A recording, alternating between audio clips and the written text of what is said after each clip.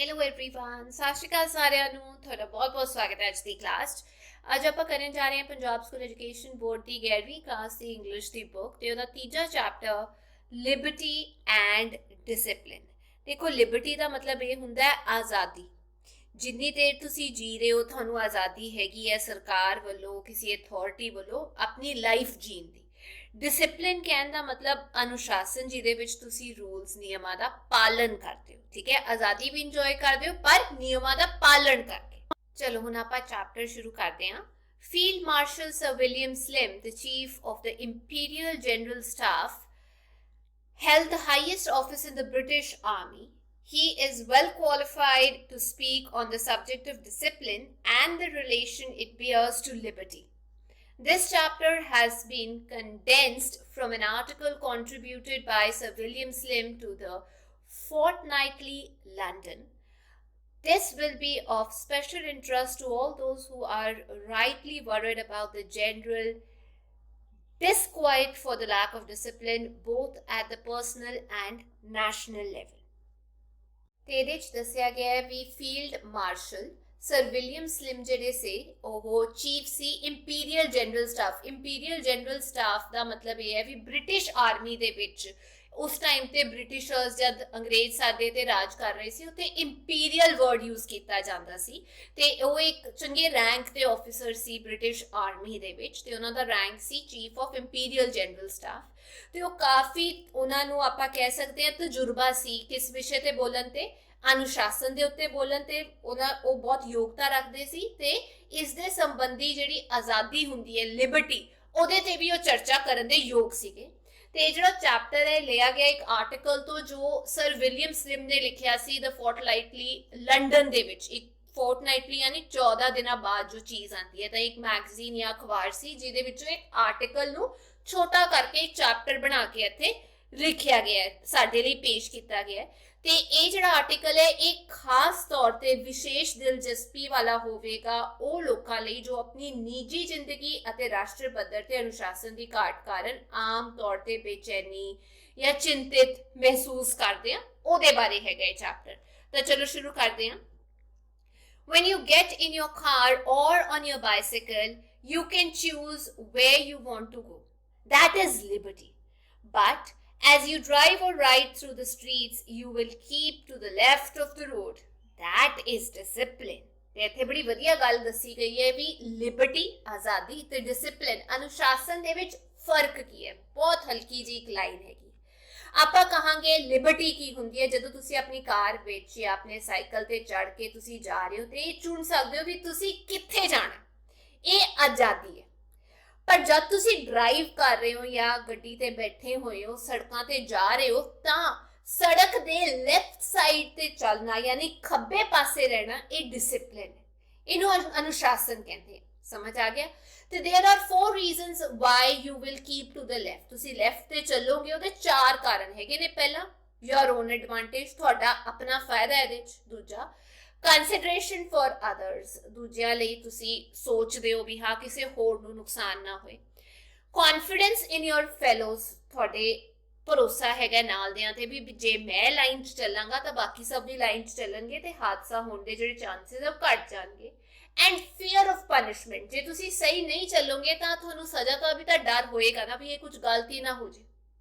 ਇਹੀ 4 ਕਾਰਨ ਹੈਗੇ ਨੇ ਆਪਣੇ ਫਾਇਦੇ ਲਈ, ਦੂਜਿਆਂ ਦੇ ਫਾਇਦੇ ਲਈ। ਕੌਨਫੀਡੈਂਸ ਇਨ ਯੋਰ ਫੈਲੋਜ਼ ਵੀ ਹਾਂ ਜੋ ਉਹਨਾਂ ਨੇ ਨਿਯਮ ਬਣਾਏ ਨੇ ਠੀਕ ਨੇ ਤੇ ਬਾਕੀ ਵੀ ਨਿਯਮਾਂ ਦਾ ਪਾਲਣ ਕਰ ਰਹੇ ਨੇ। ਤੇ ਅਗਲਾ ਪਨਿਸ਼ਮੈਂਟ ਵੀ ਸਾਨੂੰ ਸਜ਼ਾ ਨਾ ਹੋ ਜੇ।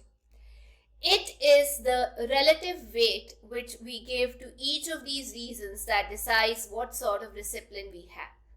And that can vary from the pure self-discipline of the Sermon on the Mount to the discipline of the concentration camp, the enforced discipline of fear.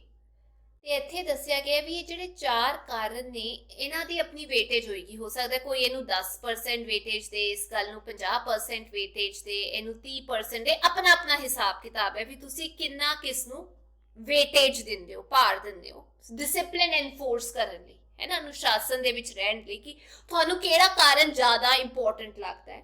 ਤੇ ਇਹ ਜਿਹੜਾ ਫੈਕਟਰ ਹੈ ਵੇਰੀ ਕਰ ਸਕਦਾ ਹੈ, ਬਦਲ ਸਕਦਾ ਹੈ। ਜਿਵੇਂ ਸੈਲਫ ਡਿਸਿਪਲਿਨ ਹੁੰਦਾ ਵੀ ਆਪਣੇ ਆਪ ਤੇ ਅਨੁਸ਼ਾਸਨ ਰੱਖਿਆ ਹੋਇਆ, ਜਿਵੇਂ of the sermon on the mount, ਜਿਹਦਾ ਚੋਟੀ ਤੇ ਬੈਠ ਕੇ ਸਰਮਨ ਕਰ ਰਿਹਾ। ਸਰਮਨ ਮਤਲਬ ਜੋ ਇੱਕ ਰਿਲੀਜੀਅਸ ਟਾਕ ਦੇ ਰਹੇ ਸਾਧੂ ਕਿਸੇ ਉੱਚ ਚੋਟੀ ਤੇ ਬੈਠੇ ਹੋਏ ਹੈ ਤੇ ਉਹ ਦੱਸ ਰਹੇ ਨੇ ਵੀ ਇਹ ਕਰਨਾ ਚਾਹੀਦਾ, ਇਹ ਸਹੀ ਹੈ, ਇਹ ਗਲਤ ਹੈ, ਚੋਟੀ ਤੇ ਬੈਠ ਕੇ ਤੁਹਾਨੂੰ ਦੱਸ ਰਹੇ ਨੇ, ਠੀਕ ਹੈ ਨਾ। ਉਹ ਇੱਕ ਆਪਾਂ ਕਹਿ ਸਕਦੇ ਹਾਂ ਉਹ ਆਪ ਅਨੁਸ਼ਾਸਨ ਦੇ ਵਿੱਚ ਹੈਗੇ ਨੇ, ਸੈਲਫ ਡਿਸਿਪਲਿਨ ਹੈਗੇ। ਤੇ ਇਹ ਡਿਸਿਪਲਿਨ ਵੱਖਰਾ ਹੋਏਗਾ ਉਸ ਡਿਸਿਪਲਿਨ ਤੋਂ ਜਿਹੜੇ ਲੋਕ ਕਨਸੈਂਟ੍ਰੇਸ਼ਨ ਕੈਂਪ ਦੇ ਵਿੱਚ ਹੈਗੇ ਨੇ। ਕਨਸੈਂਟ੍ਰੇਸ਼ਨ ਕੈਂਪ ਯਾਨੀ ਕੈਦੀ ਕਰਕੇ ਉਹਨਾਂ ਨੂੰ ਰੱਖਿਆ ਹੋਇਆ, ਜਿਨ੍ਹਾਂ ਤੇ ਡਿਸਿਪਲਿਨ ਥੋਪਿਆ ਜਾ ਰਿਹਾ ਵੀ ਬੰਦੇ ਬਣ ਕੇ ਇੱਥੇ ਬਹਿ ਜਾਓ। ਉਹ ਆਪ ਤਾਂ ਅਨੁਸ਼ਾਸਨ ਵਿੱਚ ਨਹੀਂ ਨਾ ਰਹਿਣਗੇ, ਕਿ ਕਨਸੈਂਟ੍ਰੇਸ਼ਨ ਕੈਂਪ ਦੇ ਵਿੱਚ ਤੁਹਾਨੂੰ ਇਨਸਾਨਾਂ ਦੇ ਵਾਂਗ ਹੀ ਟ੍ਰੀਟ ਕੀਤਾ ਜਾਂਦਾ, ਜਾਨਵਰਾਂ ਦੇ ਵਾਂਗ ਟ੍ਰੀਟ ਕੀਤਾ ਜਾਂਦਾ ਵੀ ਤੁਸੀਂ ਉੱਥੇ ਜਦ ਅਨੁਸ਼ਾਸਨ ਦੇ ਵਿੱਚ ਰਹਿਣ ਲਈ ਕਿਹਾ ਜਾਂਦਾ ਉਹ ਐਨਫੋਰਸ ਹੁੰਦਾ ਯਾਨੀ ਲਾਗੂ ਕੀਤਾ ਜਾਂਦਾ। ਅੱਗੇ in spite of all the squabbles basically ਮਤਲਬ ਇਹ ਹੁੰਦਾ ਜਦ ਆਪਾਂ ਇੰਗਲਿਸ਼ ਦੇ ਵਿੱਚ ਪੜ੍ਹੀਏ ਵੀ ਜਦ ਤੁਸੀਂ ਬਹੁਤ ਆਪਾਂ ਕਹਿ ਸਕਦੇ ਹਾਂ ਨੁਕਸ ਕਰਦੇ ਹਾਂ, ਬਿਕਰਿੰਗ ਕਰਦੇ ਹਾਂ, ਚੀ ਕਰਦੇ ਹਾਂ, ਆਵਾਜ਼ ਕਰਦੇ ਹਾਂ, ਹੈ ਨਾ। ਤਾਂ in spite of all the squabbles ਜੇ ਆਪਾਂ ਨੂੰ ਲੱਗਦਾ ਵੀ ਇਹ ਤਾਂ ਕਿਸੇ ਕੰਮ ਦਾ ਨਹੀਂ ਹੈ, ਮਤਲਬ ਆਪਾਂ ਐਵੇਂ ਕਹਿੰਦੇ ਹਾਂ ਬੇਕਾਰ ਹੀ ਹੈ, the British are united when it comes to most of the things that matter and liberty is one of them. We believe in freedom to think what we like, say what we like, work at what we like, and go where we like. Discipline is a restraint on liberty. Discipline अनुशासन आज़ादी ते एक किस्म दा आपां कह सकते हैं रुकावट हैगा, एक फैक्ट, एक रूल हैगा जो कंट्रोल करता है। So many of us have a very natural inclination to avoid it, क्योंकि एक रुकावट पैदा कर रहे हैं आज़ादी ते तो ज़्यादातर लोग कहते हैं भी इन्हू छड्डो, इन्हू अवॉइड करो, but we cannot. Man, ever since the dim prehistoric past, has had no opinion but to accept the discipline of some kind. For a modern man living in complex communities in which every individual is dependent on others, discipline is more than ever unavoidable. ਤੇ ਇੱਥੇ ਦੱਸਿਆ ਗਿਆ ਵੀ ਬੇਸ਼ੱਕ ਅਸੀਂ ਆਪਾਂ ਇਹ ਕਹੀਏ ਝਗੜੀਏ ਵੀ ਇਹ ਤਾਂ ਮਤਲਬ ਲੋੜ ਹੀ ਨਹੀਂ ਇਸ ਚੀਜ਼ ਦੀ, ਜਿਹੜੇ ਅੰਗਰੇਜ਼ ਸੀ, ਬ੍ਰਿਟਿਸ਼ ਸੀ, ਉਹ ਇਕਜੁੱਟ ਸੀਗੇ ਬਹੁਤੀਆਂ ਚੀਜ਼ਾਂ ਦੇ ਵਿੱਚ, ਬਹੁਤ ਸਾਰੀਆਂ ਗੱਲਾਂ ਦੇ ਵਿੱਚ। ਤੇ ਮਹੱਤਵਪੂਰਨ ਗੱਲ ਇਹ ਹੈਗੀ ਹੈ ਵੀ ਆਜ਼ਾਦੀ, ਲਿਬਰਟੀ ਉਹਨਾਂ ਲਈ ਉਸ ਇਕੱਠ ਹੋਣ ਦੇ ਲਈ ਇੱਕ ਕਾਰਨ ਸੀ, ਜ਼ਰੂਰੀ ਕਾਰਨ ਸੀ। ਤੇ ਆਪਾਂ ਨੂੰ ਇਹ ਲੱਗਦਾ ਵੀ ਆਜ਼ਾਦੀ ਜਿਹੜੀ ਹੈਗੀ ਹੈ ਉਹ ਕੀ ਹੈ ਕਿ ਸਾਡਾ ਜੋ ਮਨ ਕਰੇ ਉਹ ਆਪਾਂ ਕਰੀਏ, ਜੋ ਇੱਛਾ ਹੋਏ ਉਹ ਆਪਾਂ ਕਰੀਏ, ਜਿੱਥੇ ਮਨ ਹੋਏ ਉੱਥੇ ਆਪਾਂ ਜਾਈਏ, ਫਰੀडम ਇਹੀ ਹੈ। ਪਰ ਜੇ ਤੁਸੀਂ ਧਿਆਨ ਨਾਲ ਸੋਚਦੇ ਹੋ ਤਾਂ ਅਨੁਸ਼ਾਸਨ ਜਿਹੜਾ, ਡਿਸਿਪਲਿਨ ਜਿਹੜਾ ਹੈ ਉਹ ਆਜ਼ਾਦੀ ਤੇ ਇੱਕ ਰੋਕ ਲਗਾਉਂਦਾ ਹੈ ਵੀ ਕਰੋ ਪਰ ਇੱਥੇ ਤੱਕ ਕਰੋ, ਇਹ ਰੁਕਾਵਟ ਹੈ। ਤਾਂ ਜ਼ਿਆਦਾਤਰ ਇਨਸਾਨ ਜਿਹੜਾ ਹੈ ਉਹਦਾ ਝੁਕਾਵ ਇਸ ਤਰਫ ਹੁੰਦਾ ਹੈ ਵੀ ਛੱਡਿਆ ਕਿ ਰੁਕਾਵਟ ਪੈਦਾ ਕਰਨੀ, ਕਰੀ ਜੋ ਕਰਨਾ, ਠੀਕ ਹੈ ਨਾ। ਪਰ ਏਦਾਂ ਨਹੀਂ ਚੱਲ ਸਕਦਾ। ਜੇ ਆਪਾਂ ਹਿਸਟਰੀ ਦੇ ਵਿੱਚ ਮਤਲਬ ਆਪਾਂ ਪੁਰਾਣੇ ਇਤਿਹਾਸ ਦੀ ਗੱਲ ਕਰੀਏ, ਜਦ ਇਨਸਾਨ ਨੇ ਮਤਲਬ ਅੱਗ ਬਣਾਈ ਸੀ, ਸ਼ਿਕਾਰ ਕਰਨਾ ਸਿੱਖਿਆ ਸੀ, ਤਾਂ ਉਹਨੂੰ ਕੁਛ ਨਾ ਕੁਛ ਅਨੁਸ਼ਾਸਨ ਵਿੱਚ ਰਹਿਣਾ ਪੈਂਦਾ ਸੀ, ਅਨੁਸ਼ਾਸਨ ਐਕਸੈਪਟ ਕਰਨਾ ਪੈਂਦਾ ਸੀ ਕਿਸੇ ਨਾ ਕਿਸੇ ਕਾਈਂਡ ਦਾ, ਹੈ ਨਾ। ਇਹ ਨਹੀਂ ਨਾ ਤੁਸੀਂ ਕਿਸੇ ਦਾ ਬੂਹਾ ਭੰਨ ਕੇ ਅੰਦਰ ਚੱਲ ਜਾਂਦੇ ਸੀ ਪਹਿਲਾਂ ਵੀ। ਹੁਣ ਤਾਂ ਜਿਹੜਾ ਮਾਡਰਨ ਇਨਸਾਨ ਹੈ ਉਹ ਅੱਜ ਕੱਲ੍ਹ ਇਹੋ ਜਿਹੇ ਸਮਾਜ ਦੇ ਵਿੱਚ ਰਹਿ ਰਿਹਾ, ਕੰਪਲੈਕਸ ਕਮਿਊਨਿਟੀ ਦੇ ਵਿੱਚ, ਜਿੱਥੇ ਹਰ ਕੋਈ ਦੂਜੇ ਬੰਦੇ ਤੇ ਡਿਪੈਂਡੈਂਟ ਹੈਗਾ। ਤੇ ਡਿਸਿਪਲਿਨ ਜਿਹੜਾ ਉਹਨੂੰ ਤਾਂ ਤੁਸੀਂ ਅਵੋਇਡ ਕਰ ਹੀ ਨਹੀਂ ਸਕਦੇ। ਜੇ ਤੁਹਾਡੇ ਲਈ ਆਜ਼ਾਦੀ ਹੈਗੀ ਹੈ, ਹੋ ਸਕਦਾ ਕਿਸੇ ਹੋਰ ਲਈ ਆਜ਼ਾਦੀ ਨਾ ਹੋਏ, ਹੈ ਕਿ ਨਹੀਂ। ਜਿਵੇਂ ਤੁਹਾਨੂੰ ਆਜ਼ਾਦੀ ਹੈ, ਜੋ ਤੁਹਾਡਾ ਦਿਲ ਕਰੇ ਤੁਸੀਂ ਕਮੈਂਟ ਬਾਕਸ ਦੇ ਵਿੱਚ ਲਿਖ ਦਿਓ, ਪਰ ਉਹ ਆਜ਼ਾਦੀ ਏਦਾਂ ਦੀ ਹੋਣੀ ਚਾਹੀਦੀ ਹੈ ਵੀ ਤੁਸੀਂ ਕਿਸੇ ਨੂੰ ਹਾਰਮ ਨਹੀਂ ਨਾ ਕਰ ਰਹੇ, ਕਿਸੇ ਨੂੰ ਗਾਲੀ ਗਲੋਚ ਨਹੀਂ ਕਰ ਰਹੇ, ਤਾਂ ਆਪਣੇ ਆਪਣੇ ਦਾਇਰੇ ਵਿੱਚ ਰਹਿ ਕੇ ਤੁਹਾਨੂੰ ਆਜ਼ਾਦੀ ਇੰਜੋਏ ਕਰਨ ਦਾ ਪੂਰਾ ਹੱਕ ਹੈ।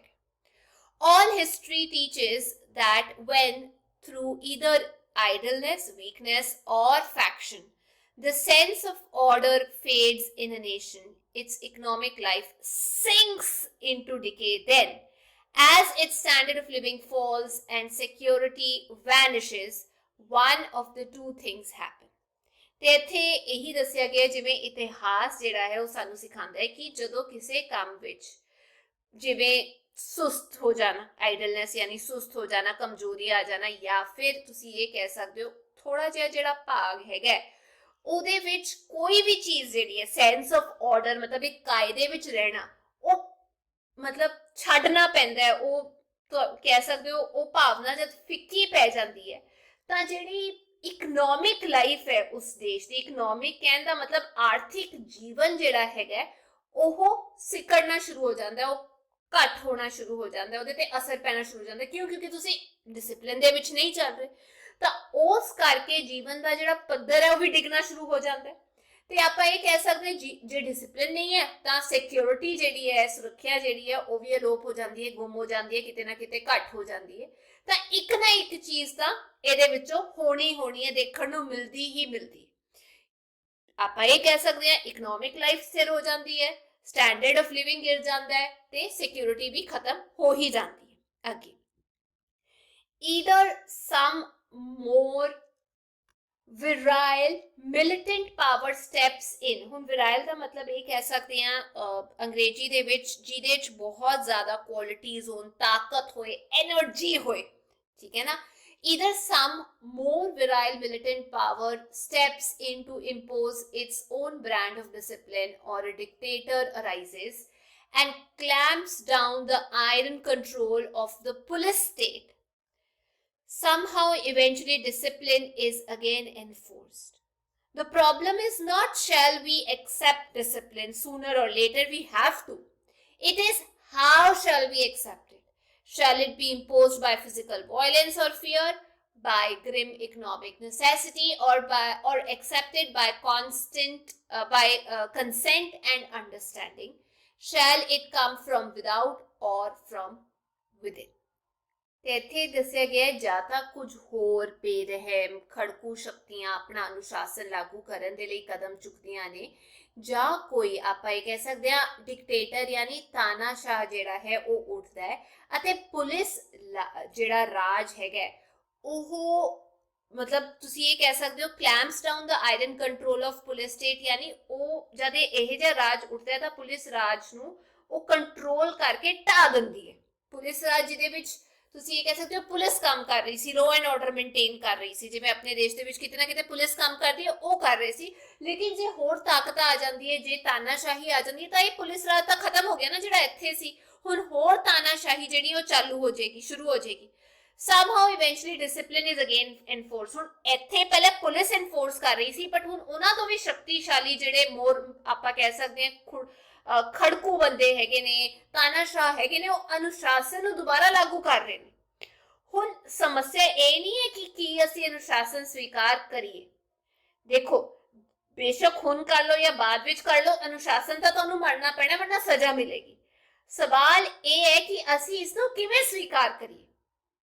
ਇਹੀ ਹੈ ਨਾ ਕਿ ਇਹ ਅਨੁਸ਼ਾਸਨ ਜਿਹੜਾ ਹੈ ਜਦ ਆਪਾਂ ਸਵੀਕਾਰ ਕਰ ਰਹੇ ਹਾਂ, ਇਹ ਸਰੀਰਿਕ ਹਿੰਸਾ ਅਤੇ ਡਰ ਦੁਆਰਾ ਇੱਕ ਗੰਭੀਰ ਆਰਥਿਕ ਜ਼ਰੂਰਤ ਦੁਆਰਾ ਇੰਪੋਜ਼ ਕੀਤਾ ਜਾ ਰਿਹਾ ਹੈ, ਜਾਂ ਫਿਰ ਤੁਸੀਂ ਆਪਣੀ ਮਰਜ਼ੀ ਦੇ ਨਾਲ, ਕੰਸੈਂਟ ਦੇ ਨਾਲ, ਸਹਿਮਤੀ ਦੇ ਨਾਲ, ਸਮਝ ਦੁਆਰਾ ਇਹਨੂੰ ਸਵੀਕਾਰ ਕਰ ਰਹੇ ਹੋ। ਦੋ ਤਰੀਕੇ ਹੋ ਸਕਦੇ ਵੀ ਦਬਾ ਕੇ, ਡਰਾ ਕੇ, ਜਾਂ ਤਾਂ ਮਨਾਇਆ ਜਾ ਰਿਹਾ, ਜਾਂ ਤੁਸੀਂ ਆਪਣੀ ਮਰਜ਼ੀ ਨਾਲ ਇਹਨੂੰ ਮੰਨ ਰਹੇ ਹੋ ਵੀ ਹਾਂ ਮੈਂ ਅਨੁਸ਼ਾਸਨ ਦੇ ਵਿੱਚ ਰਵਾਂਗਾ। ਕੀ ਉਹ ਅੰਦਰੋਂ ਆ ਰਿਹਾ ਜਾਂ ਤੁਹਾਡੇ ਤੇ ਲਾਗੂ ਕੀਤਾ ਜਾ ਰਿਹਾ, ਇੱਕੋ ਗੱਲ ਹੈ।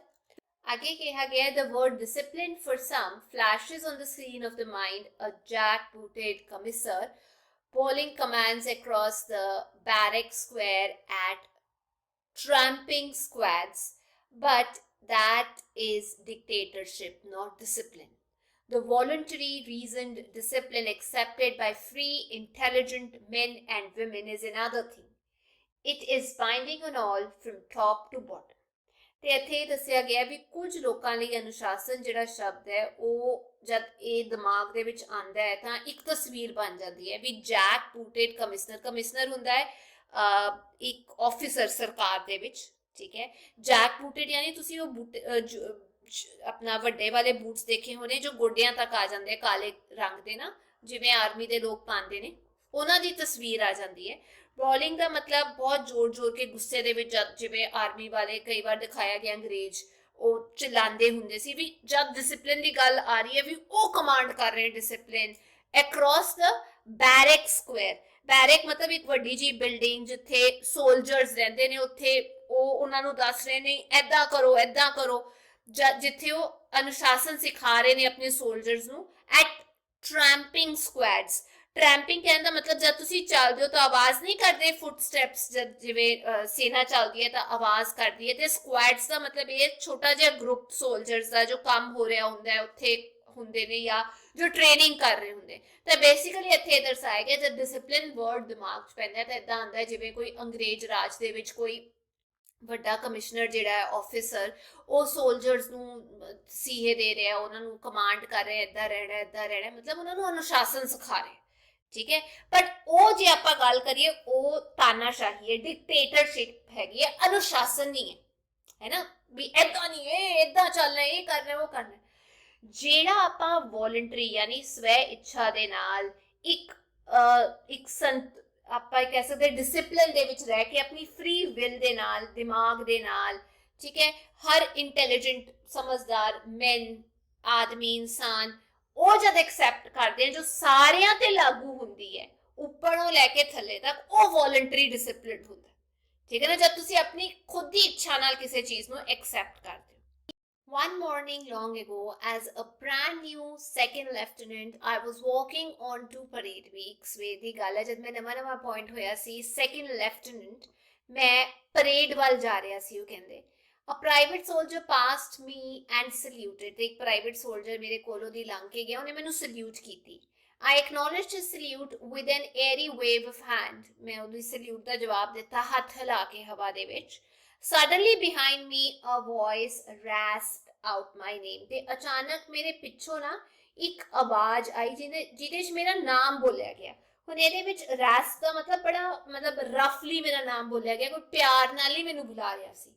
I spun round and there was my colonel. ਉਹ ਕਹਿੰਦੇ ਮੈਂ ਪਿੱਛੇ ਮੁੜ ਕੇ ਦੇਖਿਆ ਤੇ ਮੇਰੇ ਪਿੱਛੇ ਕਰਨਲ ਆ ਰਹੇ ਸੀ, for whom I had a most wholesome respect, ਜਿਨ੍ਹਾਂ ਲਈ ਮੇਰੇ ਦਿਲ 'ਚ ਬਹੁਤ respect C. And with him the regimental sergeant major, ਤੇ ਉਹਨਾਂ ਨਾਲ ਸਰਜਨ ਮੇਜਰ ਵੀ ਸੀਗੇ, of whom also I stood in some awe, ਜਿਨ੍ਹਾਂ ਵਾਸਤੇ ਵੀ ਮੇਰੇ ਦਿਲ ਦੇ ਵਿੱਚ ਬਹੁਤ ਅਪਰੀਸੀਏਸ਼ਨ ਸੀ ਤੇ ਮੈਂ ਉਹਨਾਂ ਨੂੰ ਕੰਬਦਾ ਵੀ ਸੀ। I see, said the colonel. ਤੇ ਜਿਹੜੇ ਕਰਨਲ ਸੀ ਜਿਨ੍ਹਾਂ ਨੇ ਆਵਾਜ਼ ਲਈ ਮੇਰਾ ਨਾਮ ਲਿਆ ਸੀ, ਉਹ ਕਹਿੰਦੇ ਮੈਂ ਦੇਖਿਆ, you don't know how to return a salute. ਵੀ ਤੈਨੂੰ ਸਲੂਟ ਦਾ ਜਵਾਬ ਦੇਣਾ ਨਹੀਂ ਆਉਂਦਾ, ਵੀ ਜਦ ਤੇਰੇ ਸਬਆਰਡੀਨੇਟ ਨੇ ਸਲੂਟ ਕੀਤਾ ਕਿਵੇਂ ਜਵਾਬ ਦੇਣਾ। Sergeant Major, plant your staff in the ground and let Mr. Slim practice saluting it until he knows how to return a salute. ਤੇ ਕਰਨਲ ਨੇ ਜਿਹੜੇ ਸਰਜਨ ਮੇਜਰ ਸੀ, ਜਿਹੜੇ ਉਹਨਾਂ ਨਾਲ ਆ ਰਹੇ ਸੀ, ਉਹਨਾਂ ਨੂੰ ਕਿਹਾ ਵੀ ਆਪਣੀ ਜਿਹੜੀ ਟੀਮ ਹੈਗੀ ਹੈ ਸੋਲਜਰ ਸੀ, ਉਹਨਾਂ ਨੂੰ ਸਾਰਿਆਂ ਨੂੰ ਗਰਾਊਂਡ ਦੇ ਵਿੱਚ ਖੜਾ ਕਰੋ ਤੇ ਮੈਂ ਇਹਨਾਂ ਨੂੰ ਮਿਸਟਰ ਸਲਿਮ ਨੂੰ ਜਿਹੜੇ ਸੈਕੰਡ ਲੈਫਟੀਨੈਂਟ ਹੈਗੇ ਨੇ ਉਹਨਾਂ ਨੂੰ ਸਲੂਟ ਦਾ ਜਵਾਬ ਦੇਣਾ ਸਿਖਾਉਂਦਾ। ਤੇ so to and fro marched in sight of whole battalion saluting the sergeant major's can. ਤੇ ਉਹ ਕਹਿੰਦੇ ਇੱਥੇ ਸਾਰੇ ਖੜੇ ਹੋਏ ਸੀ ਤੇ ਮੈਂ ਅੱਗੇ ਪਿੱਛੇ ਜਾਂਦਾ ਹੋਇਆ ਸਾਰੇ ਬਟਾਲੀਅਨ ਯਾਨੀ ਸੋਲਜਰਸ ਦੇ ਗਰੁੱਪ ਨੂੰ ਸਲੂਟ ਕਰਦਾ ਹੋਇਆ ਇੱਧਰ ਉੱਧਰ ਘੁੰਮ ਰਿਹਾ ਸੀ। I could cheerfully have murdered the colonel, the sergeant major and my grinning fellow subalterns. ਵੀ ਮੇਰੇ ਤੋਂ ਜਿਹੜੇ ਸਬਆਰਡੀਨੇਟ ਹੈਗੇ ਨੇ, ਮੇਰੇ ਤੋਂ ਥੱਲੇ ਹੈਗੇ ਨੇ ਪੋਜੀਸ਼ਨ ਦੇ ਵਿੱਚ, ਉਹਨਾਂ ਦਾ ਕਤਲ ਕਰ ਸਕਦਾ ਸੀ, ਸਰਜਨ ਮੇਜਰ ਦਾ ਕਰ ਸਕਦਾ ਸੀ, ਤੇ ਉਹਦੇ ਨਾਲ ਜਿਹੜਾ ਕਰਨਲ ਹੈ ਜੋ ਮੈਨੂੰ ਅਕਲ ਸਿਖਾ ਰਿਹਾ ਸੀ ਨਾ, ਬਾਕੀ ਸਾਰੇ ਹੱਸ ਰਹੇ ਸੀ। ਗ੍ਰਿਨਿੰਗ ਯਾਨੀ ਸਮਾਈਲ ਕਰਨਾ, ਚੌੜੀ ਜਿਹੀ ਫੇਸ ਬਣਾ ਕੇ ਨਾ ਇਦਾਂ ਵਾਈਡ ਸਮਾਈਲ ਦੇਣਾ, ਵੀ ਉਹਨਾਂ ਦਾ ਸਾਰਿਆਂ ਦਾ ਕਤਲ ਕਰਨ ਦਾ ਜੀ ਕਰ ਰਿਹਾ ਸੀ। At the end of 10 minutes, the colonel called me up to him. ਤੇ 10 ਮਿੰਟ ਬਾਅਦ ਜਦ ਮੈਂ ਅੱਗੇ ਪਿੱਛੇ ਸਲੂਟ ਕੀਤੀ ਸਾਰਿਆਂ ਨੂੰ ਤੇ 10 ਮਿੰਟ ਬਾਅਦ ਕਰਨਲ ਨੇ ਮੈਨੂੰ ਬੁਲਾਇਆ। All he said was, now remember, discipline begins with the officers. ਤੇ ਕਹਿੰਦੇ ਯਾਦ ਰੱਖਿਓ ਵੀ ਜਿਹੜਾ ਡਿਸਪਲਿਨ ਹੈ, ਅਨੁਸ਼ਾਸਨ ਹੈ, ਉਹ ਆਫਿਸਰਸ ਤੋਂ ਹੀ ਸ਼ੁਰੂ ਹੁੰਦਾ ਹੈ। And so it does. The leader must be ready not only to accept a higher degree of responsibility but a fair standard of self-discipline than those he leads. If you hold a position of authority, whether you are managing director or the charge head, you must impose discipline on yourself first. Then forget the easy way of trying to enforce it on others by just giving orders and expecting them to be obeyed. You will give orders and you will see they are obeyed, but you will only build up the leadership of your team on the discipline of understanding. ਤੇ ਇੱਥੇ ਉਹ ਦੱਸਦੇ ਨੇ ਵੀ ਇਸ ਤਰੀਕੇ ਦੇ ਨਾਲ ਜਦ ਇਹ ਕਹਾਣੀ ਜਿਹੜੀ ਹੈ ਪੂਰੀ ਦੀ ਪੂਰੀ ਚੱਲੀ ਤਾਂ ਉਹਨਾਂ ਨੇ ਮੈਨੂੰ ਸਿਖਾਇਆ ਵੀ ਇਹ ਇਸੇ ਤਰੀਕੇ ਦੇ ਨਾਲ ਹੁੰਦਾ ਹੈ। ਜਿਹੜੇ ਲੀਡਰ ਹੈ, ਜਿਹੜੇ ਨੇਤਾ ਹੁੰਦੇ ਨੇ, ਉਹਨਾਂ ਨੂੰ ਤਿਆਰ ਹੋਣਾ ਚਾਹੀਦਾ ਨਾ ਸਿਰਫ ਜਦ ਉਹਨਾਂ ਨੂੰ ਜ਼ਿੰਮੇਵਾਰੀ ਮਿਲਦੀ ਹੈ, ਇੱਕ ਉੱਚ ਪੱਧਰੀ ਦੀ ਜ਼ਿੰਮੇਵਾਰੀ ਮਿਲਦੀ ਹੈ ਉਸਨੂੰ ਸਵੀਕਾਰ ਕਰਨ ਲਈ, ਬਲਕਿ ਸਵੈ ਅਨੁਸ਼ਾਸਨ ਦਾ ਇੱਕ ਗੰਭੀਰ ਉਹਨਾਂ ਨੂੰ ਇੱਕ ਐਗਜ਼ਾਮਪਲ ਲੀਡ ਕਰਨਾ ਪੈਂਦਾ ਵੀ ਅਸੀਂ ਵੀ ਅਨੁਸ਼ਾਸਨ ਦੇ ਵਿੱਚ ਹੈਗੇ ਨੇ ਉਹਨਾਂ ਲਈ ਜਿਨ੍ਹਾਂ ਨੂੰ ਉਹ ਲੀਡ ਕਰ ਰਹੇ ਨੇ, ਜਿਨ੍ਹਾਂ ਦੀ ਉਹ ਅਗਵਾਈ ਕਰ ਰਹੇ ਨੇ। ਜੇਕਰ ਤੁਸੀਂ ਪੋਜੀਸ਼ਨ ਦੇ ਵਿੱਚ ਹੈਗੇ ਹੋ, ਅਥਾਰਟੀ ਹੈਗੀ ਹੈ ਤੁਹਾਡੇ ਕੋਲ, ਬੇਸ਼ੱਕ ਤੁਸੀਂ ਮੈਨੇਜਿੰਗ ਡਾਇਰੈਕਟਰ ਹੋ, ਬੇਸ਼ੱਕ ਤੁਸੀਂ ਚਾਰਜ ਲਿਆ ਕਿਸੇ ਚੀਜ਼ ਦਾ, ਸਭ ਤੋਂ ਪਹਿਲਾ ਅਨੁਸ਼ਾਸਨ ਆਪਣੇ ਤੇ ਲਾਗੂ ਕਰੋ, ਆਪਣੇ ਤੋਂ ਸ਼ੁਰੂ ਕਰੋ, ਫਿਰ ਇਸ ਨੂੰ ਦੂਜਿਆਂ ਤੇ ਲਾਗੂ ਕਰਨ ਦੀ ਕੋਸ਼ਿਸ਼ ਕਰੋ ਤੇ ਆਸਾਨ ਤਰੀਕੇ ਨੂੰ ਭੁੱਲ ਜਾਓ। ਸਿਰਫ ਹੁਕਮ ਦੇ ਕੇ ਉਹਨਾਂ ਦੀ ਪਾਲਣਾ ਕਰਨ ਦੀ ਉਮੀਦ ਕਰਕੇ ਇਦਾਂ ਨਹੀਂ ਚੱਲਦਾ। ਤੁਸੀਂ ਆਦੇਸ਼ ਦਿਓਗੇ ਅਤੇ ਤੁਸੀਂ ਦੇਖੋਗੇ ਕਿ ਉਹਨਾਂ ਆਦੇਸ਼ਾਂ ਦੀ ਪਾਲਣਾ ਕੀਤੀ ਜਾਂਦੀ ਹੈ, ਪਰ ਤੁਸੀਂ ਸਿਰਫ ਇਹ ਯਾਦ ਰੱਖਿਓ, you will only build A leadership, ਤੁਸੀਂ ਤਾਂ ਹੀ ਬਿਲਡ ਕਰ ਸਕਦੇ ਹੋ, ਤਾਂ ਹੀ ਅਗਵਾਈ ਕਰ ਸਕਦੇ ਹੋ ਜੇ ਸਮਝ ਕੇ ਤੁਸੀਂ ਅਨੁਸ਼ਾਸਨ ਤੇ ਆਪਣੀ ਟੀਮ ਨੂੰ ਸਥਾਪਿਤ ਕਰੋਗੇ। ਮਤਲਬ ਟੀਮ ਲਈ ਅਨੁਸ਼ਾਸਨ ਤਾਂ ਹੀ ਆਏਗਾ ਜੇ ਤੁਹਾਡੇ ਵਿੱਚ ਆਏਗਾ। There is more to a soldier's discipline than blind obedience, and to take men into your confidence is not a new technique invented in the last war. Oliver Cromwell demanded that every man in his new model army should know what he fights for and love what he knows. Substitute work for fight, and you have the sense of industrial discipline too, to know what you work for and to love what you know. ਹੁਣ ਇੱਥੇ ਦੱਸਿਆ ਗਿਆ ਵੀ ਇੱਕ soldier ਜਿਹੜੇ ਹੈ, discipline ਉਹਨਾਂ ਦੀ ਜ਼ਿੰਦਗੀ ਵਿੱਚ ਕੀ ਮਹੱਤਵ ਰੱਖਦਾ ਹੈ। ਇੱਥੇ ਦੱਸਿਆ ਗਿਆ ਵੀ ਸੋਲਜਰ ਦਾ ਜਿਹੜਾ ਡਿਸਪਲਿਨ ਹੈ, ਅਨੁਸ਼ਾਸਨ ਹੈ, ਉਹ ਅੰਨੀ ਓਬੀਡੀਐਂਸ ਯਾਨੀ ਆਗਿਆ ਮੰਨਣ ਦੇ ਇਲਾਵਾ ਉਹਦੇ ਵਿੱਚ ਇਹ ਵੀ ਸ਼ਮਤਾ ਹੋਣੀ ਚਾਹੀਦੀ ਹੈ ਵੀ ਠੀਕ ਹੈ, ਆਗਿਆ ਤਾਂ ਮੈਂ ਮੰਨੀ ਹੈ, ਪਰ ਜਿਹੜੇ ਬੰਦੇ ਹੈਗੇ ਨੇ ਜਿਨ੍ਹਾਂ ਨਾਲ ਮੈਂ ਕੰਮ ਕਰ ਰਿਹਾ, ਜੋ ਮੇਰੇ ਅਧੀਨ ਹੈਗੇ ਨੇ, ਉਹਨਾਂ ਨੂੰ ਕੌਨਫੀਡੈਂਸ ਦੇ ਵਿੱਚ ਰਹਿਣਾ, ਉਹਨਾਂ ਆਦਮੀਆਂ ਨੂੰ ਆਪਣੇ ਭਰੋਸੇ ਵਿੱਚ ਰਹਿਣਾ। ਇਹ ਸਭ ਚੀਜ਼ ਜਿਹੜੀ ਹੈ ਇੱਕ ਨया ਢੰਗ ਨਹੀਂ ਹੈ, ਆਪਾਂ ਇਹ ਸਭ ਕੁਝ ਇਹ ਨਵੀਂ ਚੀਜ਼ ਨਹੀਂ ਹੈ, ਇਹ ਇਨਵੈਂਟ ਹੋ ਗਿਆ ਸੀ ਜਦ ਆਖਰੀ ਵਾਰ ਲੜਾਈ ਹੋਈ ਸੀ ਤਾਂ ਇਸ ਤਕਨੀਕ ਦੀ ਬਾਰੇ ਪਤਾ ਲੱਗ ਗਿਆ ਸੀ। ਓਲੀਵਰ ਕ੍ਰੋਮਵੈਲ ਜਿਹੜੇ ਸੀ, ਉਹਨਾਂ ਨੇ ਮੰਗ ਕੀਤੀ ਸੀ ਕਿ ਹਰ ਇਨਸਾਨ ਆਪਣੇ ਨਵੇਂ ਮਾਡਲ ਦੇ ਵਿੱਚ ਆਰਮੀ ਦੇ, ਉਹਨੂੰ ਇਹ ਪਤਾ ਹੋਣਾ ਚਾਹੀਦਾ, should no what he fight, ਉਹ ਕਿਸ ਚੀਜ਼ ਲਈ ਲੜ ਰਿਹਾ ਹੈ, and loves what he knows, ਤੇ ਉਹਨੂੰ ਪਿਆਰ ਹੋਣਾ ਚਾਹੀਦਾ, ਜਿਸ ਜੋ ਵੀ ਉਹ ਜਾਣਦਾ ਉਸ ਚੀਜ਼ ਲਈ ਪਿਆਰ ਹੋਣਾ ਚਾਹੀਦਾ। ਮੈਂ ਦੁਬਾਰਾ ਦੱਸਦੀ ਹਾਂ, ਕ੍ਰੋਮਵੈਲ ਦੀ ਮੰਗ ਕੀਤੀ ਸੀ ਕਿ ਉਸਦੀ ਨਵੇਂ ਮਾਡਲ ਫੌਜ ਦੀ ਹਰ ਆਦਮੀ ਨੂੰ ਇਹ ਆਦਤ ਪੈਣੀ ਚਾਹੀਦੀ ਹੈ ਕਿਸ ਚੀਜ਼ ਦੀ, ਵੀ ਜਾਣਨਾ ਚਾਹੀਦਾ ਕਿ ਉਹ ਕਿਸ ਲਈ ਲੜਦਾ ਹੈ ਅਤੇ ਜੋ ਪਿਆਰ ਹੈਗਾ ਉਹ ਉਸਨੂੰ ਹੋਣਾ ਚਾਹੀਦਾ, ਲਵਸ ਵਾਟ ਹੀ ਨੋਜ਼, ਜੋ ਉਹਨੂੰ ਜਾਣਕਾਰੀ ਹੈ ਉਸ ਨਾਲ ਪਿਆਰ ਹੋਣਾ ਚਾਹੀਦਾ।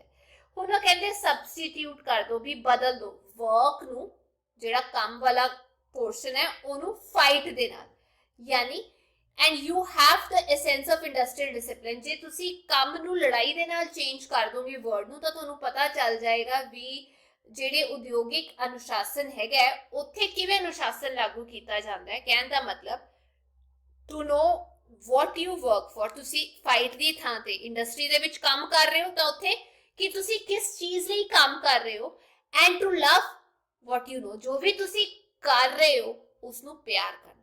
ਠੀਕ ਹੈ ਨਾ, ਆਰਮੀ ਦੇ ਵਿੱਚ ਕਿ ਨੋ ਵਾਟ ਹੀ ਫਾਈਟਸ ਫॉर, ਕਿਸ ਚੀਜ਼ ਲਈ ਲੜ ਰਿਹਾ ਤੇ ਜੋ ਉਹਨੂੰ ਨੌਲੇਜ ਹੈ ਉਹਨੂੰ ਪਿਆਰ ਕਰਨਾ। ਇੰਡਸਟਰੀ ਦੇ ਵਿੱਚ ਫਾਈਟ ਦੀ ਥਾਂ ਤੇ ਤੁਸੀਂ ਵਰਕ ਲਿਓ, ਠੀਕ ਹੈ, ਵੀ ਤੁਹਾਨੂੰ ਪਤਾ ਹੋਣਾ ਚਾਹੀਦਾ ਨੋ ਵਾਟ ਯੂ ਵਰਕ ਫॉर, ਤੁਸੀਂ ਕਿਸ ਚੀਜ਼ ਲਈ ਕੰਮ ਕਰ ਰਹੇ ਹੋ ਪਤਾ ਹੋਣਾ ਚਾਹੀਦਾ, ਐਂਡ ਉਸ ਚੀਜ਼ ਲਈ ਪਿਆਰ ਹੋਣਾ ਚਾਹੀਦਾ ਜੋ ਤੁਹਾਨੂੰ ਜਾਣਕਾਰੀ ਹੈ।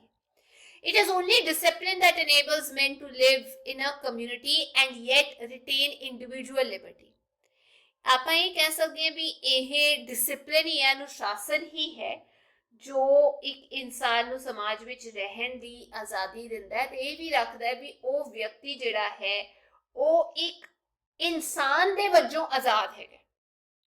अपनी इंसानियत रख सकता है, मतलब एज एन इंडिविजुअल जी सकता है. Sweep away or undermine discipline and security for the weak and the poor vanishes. That is why, far from it being derogatory कहने का मतलब जो बहुत damage करे, insult करे, for many men and women voluntarily to accept discipline, it is ennobling. Ennobling कहने का मतलब जो ਇੱਕ ਤਰੀਕੇ ਨਾਲ ਤੁਹਾਡਾ ਜਿਹੜਾ ਸਟੇਟਸ ਹੈ ਨਾ ਉਹ ਉੱਤੇ ਚੁੱਕ ਦਿੰਦਾ. ਠੀਕ ਹੈ, ਹੁਣ ਇੱਥੇ ਕੀ ਸਮਝਾਇਆ ਗਿਆ, ਇੱਥੇ ਇਹ ਦੱਸਿਆ ਗਿਆ ਵੀ ਜਿਹੜਾ ਡਿਸਪਲਿਨ ਹੈ ਉਹ ਨਾ ਕੇਵਲ ਇਨਸਾਨ ਨੂੰ ਮਦਦ ਕਰਦਾ ਹੈ ਕਮਿਊਨਿਟੀ ਸਮਾਜ ਵਿੱਚ ਰਹਿਣ ਦੀ, ਸਗੋਂ ਉਹਨੂੰ ਇੱਕ ਇਨਸਾਨੀ ਤੌਰ ਤੇ ਆਜ਼ਾਦੀ ਵੀ ਦਿੰਦਾ. ਪਰ ਜੇ ਤੁਸੀਂ ਅਨੁਸ਼ਾਸਨ ਤੋਂ ਦੂਰ ਹੋ ਜਾਓਗੇ, ਉਹਨੂੰ ਕਮਜ਼ੋਰ ਕਰੋਗੇ, ਤਾਂ ਜਿਹੜੇ ਕਮਜ਼ੋਰ ਲੋਕ ਨੇ, ਗਰੀਬ ਲੋਕ ਨੇ, ਉਹਨਾਂ ਦੀ ਸੁਰੱਖਿਆ ਜਿਹੜੀ ਉਹ ਖਤਮ ਹੋ ਜਾਏਗੀ, ਅਲੋਪ ਹੋ ਜਾਏਗੀ. ਇਸ ਲਈ ਕਿਸੇ ਵੀ ਮਰਦ ਜਾਂ ਔਰਤ ਲਈ ਸਵੈ ਇੱਛਾ ਨਾਲ ਅਨੁਸ਼ਾਸਨ ਨੂੰ ਸਵੀਕਾਰ ਕਰਨਾ ਇੱਕ, ਆਪਾਂ ਇਹ ਕਹਿ ਸਕਦੇ ਹਾਂ, ਇੱਕ ਬਹੁਤ ਵੱਡੀ ਗੱਲ ਹੈਗੀ ਹੈ ਸਮਾਜ ਦੇ ਵਿੱਚ, ਤਾਂ ਕਿ ਉਹ ਜਿਹੜਾ ਆਪਣਾ ਸਟੇਟਸ ਹੈ ਉੱਤੇ ਚੱਕ ਸਕੇ, ਕਿਉਂਕਿ ਵੱਖਰਾ ਲੱਗਦਾ ਹੈ ਨਾ ਉਹ ਬੰਦਾ ਜੋ ਅਨੁਸ਼ਾਸਨ ਦੇ ਵਿੱਚ ਰਹਿੰਦਾ ਹੈ. Totalitarian discipline, with its slogan shouting masses, is deliberately designed to submerge the individual. The discipline a man imposes on himself because he believes intelligently that it helps him to get a worthwhile job done to his own and his country's belief, fosters character and initiative. It makes a man do his work without being watched because it is worth doing.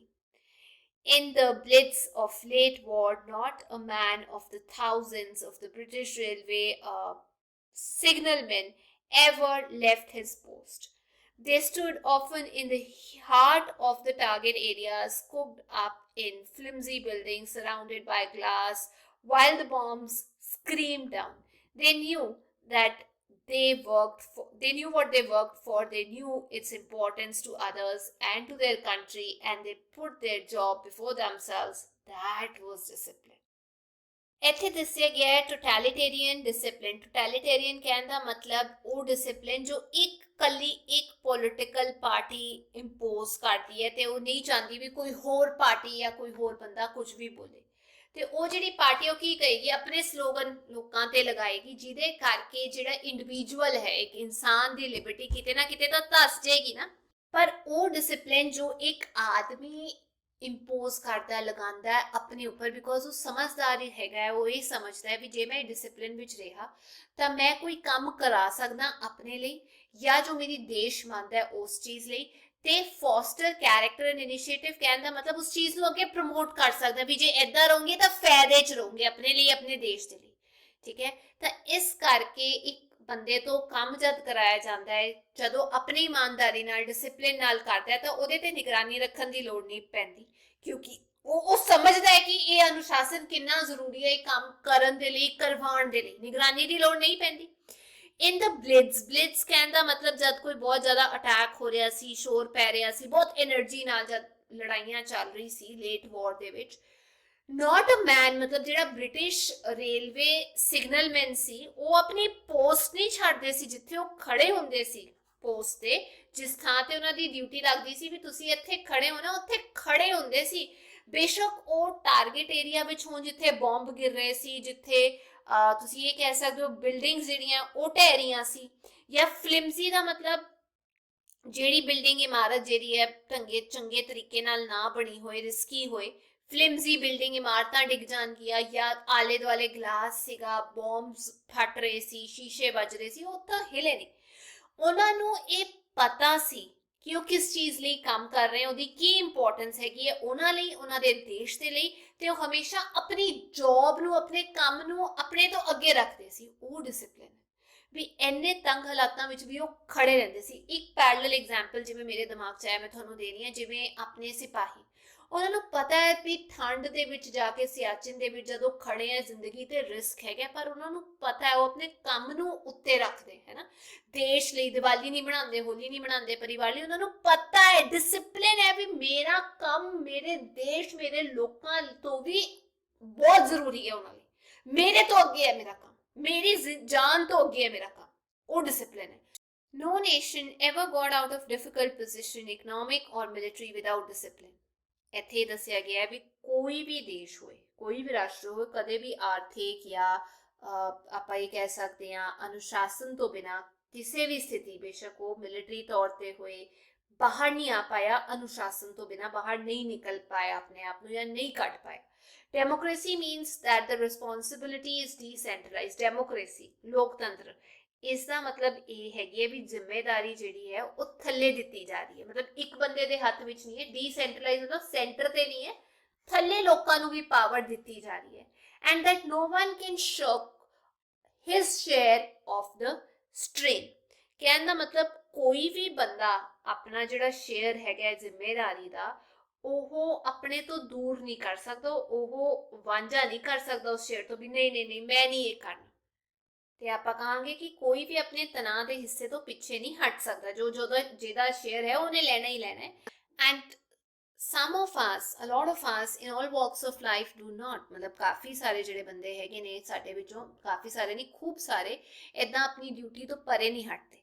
if everyone, not only the other fellows we are always pointing at, really worked when we are supposed to be working, we should beat our economic crisis hollow.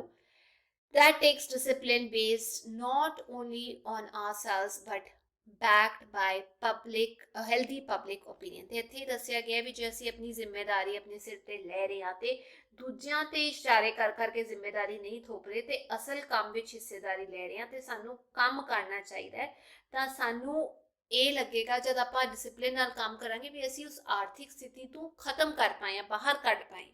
ਠੀਕ ਹੈ, ਇਸ ਸਭ ਲਈ discipline ਦੀ ਲੋੜ ਹੁੰਦੀ ਹੈ, ਨਾ ਕੇਵਲ ਆਪਣੇ ਲਈ ਬਲਕਿ ਲੋਕ ਜੋ ਪਿੱਛੇ ਹੈਗੇ ਨੇ ਉਹਨਾਂ ਦਾ ਸਪੋਰਟ ਵੀ ਚਾਹੀਦਾ ਹੁੰਦਾ ਵੀ ਹਾਂ ਇਹ ਵਧੀਆ ਹੋ ਰਿਹਾ। We are apt these days to think more of liberty than of responsibility, but in the long run we never get anything worth having without paying something for it. Liberty is no exception. You can have discipline without liberty, but you cannot have liberty without discipline. ਕਿੰਨੀ ਵਧੀਆ ਗੱਲ ਕਹੀ ਹੈ ਅਖੀਰ ਦੇ ਵਿੱਚ ਕਿ ਅਸੀਂ ਅੱਜ ਕੱਲ੍ਹ ਜ਼ਿੰਮੇਵਾਰੀ ਨਾਲੋਂ ਆਜ਼ਾਦੀ ਬਾਰੇ ਸੋਚਣ ਲਈ ਬਹੁਤ ਜ਼ਿਆਦਾ ਆਪਣੇ ਉੱਪਰ ਰਿਸਪੌਂਸਿਬਿਲਿਟੀ ਲੈਂਦੇ ਹਾਂ ਵੀ ਅਸੀਂ ਜ਼ਿਆਦਾ ਕੀ ਸੋਚਦੇ ਹਾਂ। ਵੀ ਥਿੰਕ ਮੋਰ ਆਫ ਆਜ਼ਾਦੀ, ਜ਼ਿੰਮੇਦਾਰੀ ਨਹੀਂ ਕੋਈ ਲੈਣਾ ਚਾਹੁੰਦਾ, ਆਜ਼ਾਦੀ ਲੈਣਾ ਚਾਹੁੰਦਾ। ਬਟ ਜੇ ਆਪਾਂ ਆਮ ਜ਼ਿੰਦਗੀ ਦੇ ਵਿੱਚ ਗੱਲ ਕਰੀਏ ਤਾਂ ਤੁਹਾਨੂੰ ਪਤਾ ਹੈ ਕਿ ਕੁਝ ਵੀ ਤੁਹਾਨੂੰ ਜੇ ਕੁਝ ਮਿਲਦਾ ਹੈ ਤਾਂ ਉਹ ਕੁਝ ਗਵਾਏ ਬਿਨਾਂ ਨਹੀਂ ਮਿਲਦਾ। ਤੁਸੀਂ ਮਿਹਨਤ ਕੀਤੀ ਹੈ ਤਾਂ ਹੀ ਤੁਹਾਨੂੰ ਕੁਝ ਹਾਸਲ ਹੋਇਆ।